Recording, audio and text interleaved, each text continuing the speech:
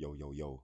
If you're into any of the things that I'm about to mention, you're definitely on the right path spiritually, but you're no doubt a sleeping lion and just need a little nudge. If you're into the book Ask and It's Given by Jerry and Esther Hicks, the collection of spirits called Abraham, you're definitely on the right path. You're learning about law of attraction, you care about your spirituality. However, Jerry and Esther Hicks are psyops. During 2020, she took her shoes off, stood on stage and said that Abraham was channeling through her that everyone should go and get the medicine that they were trying to force on us in 2020. If you love Sadhguru, the Isha Foundation, meditation, spirituality, fasting, you're definitely on the right track. Sadhguru is amazing. I've seen him alive myself, but he's definitely a psyop. In 2020, he said that if we don't take the medicine that they were trying to force on us, we should fuck off to the Himalayas. That's no guru. He's a psyop. He also works for the WEF and Babylon and the occult.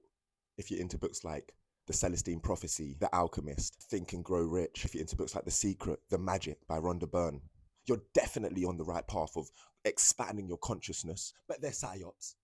Babylon owns these books. That's why The Alchemist is allowed to sell 65 million copies. That's why most of these books are on the New York Times bestseller. Because Babylon owns them. Because the deep state wants us to be spiritual, but only a little bit.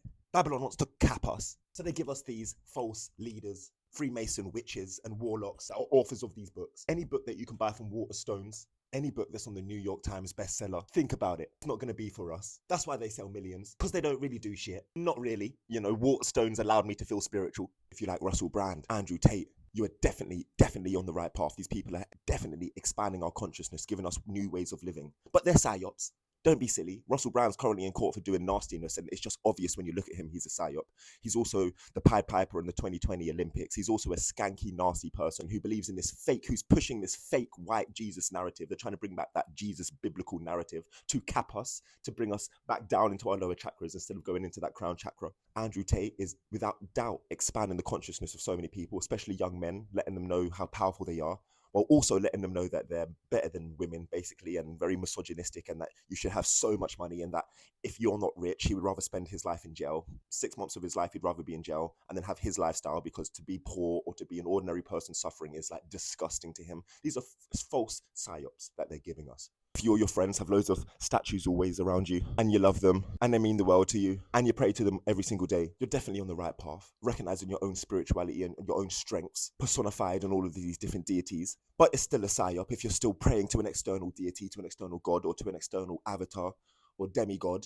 If you're not recognizing that you are the change that you came to see, you are Yoshua, baby. Shakyamuni's right there, baby. That's you. Muhammad, peace be upon him. That's you. If you're still out here waiting, that's the age of Pisces, baby. So these are just some signs to tell you that you're definitely on the right path. And if some of your friends are deeply involved in the things that I'm sharing, just give them a little nudge. Let them know, baby, come on now. Stop playing with the occult. It's time to upgrade, baby. We need you.